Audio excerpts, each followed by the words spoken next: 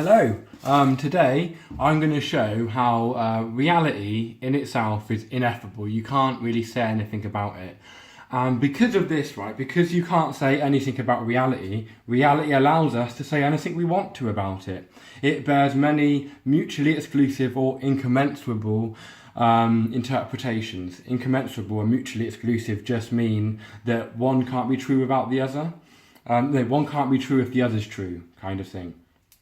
So, I'll come at this three ways using that idea about how to do public speaking that I talked about in a previous video. So the first way is religion, right? I believe all religions are languages that, and like I can say in the English language or the French language, the glass is on the table and the glass is not on the table. These religions bear many mutually exclusive interpretations. It's the reason why any religion in the world has many different things called sects within them, which is where one group of people have one interpretation and they're trying to claim that it is absolutely true, but because the text that or the canon that their religion is based upon bears many interpretations, many other sects all come up. And they're all suffering under the delusion that absolute truth can be contained within a finite interpretation. For example, in the Christian religion, you have this combat between works and faith. The Bible will bear both interpretations. It will bear the idea that you can gain salvation through works and the idea that you can gain salvation through faith, through grace, or no works or effortless. In Buddhism, there is a similar thing, right? That there are certain schools of Buddhist thought which believe that if you meditate for many, many hours, you will realize enlightenment. And there are other schools of thought which believe that enlightenment is a kind of effortless thing that occurs. So that's one way of pointing to this idea, where the many interpretations are not the thing that's being interpreted, and because the thing that's being interpreted is vague or not fully developed in the ideas it is putting out or not fully consistent, it enables many mutually exclusive and incommensurate interpretations. The second one is, I used to think to myself, I used to question myself, like, why did I find attractive what I found attractive?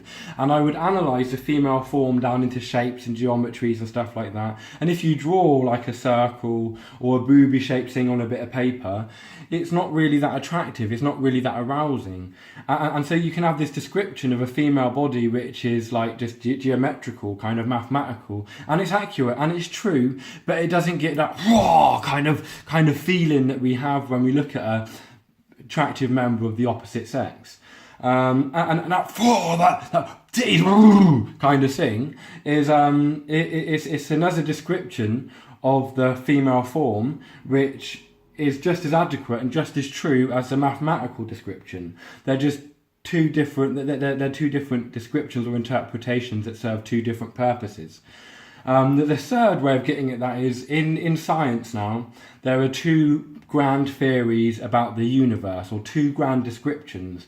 On the very, very large scale, you've got Einstein's theory of relativity, and on the very, very small scale, you've got quantum mechanics. And the two do not gel, they do not mesh. You cannot describe the large-scale phenomena with quantum kind of theory, and you cannot describe the very small-scale phenomena with relativity. But reality bears both. So really the result there is that as you change scale, the description on a very qualitative level also has to change.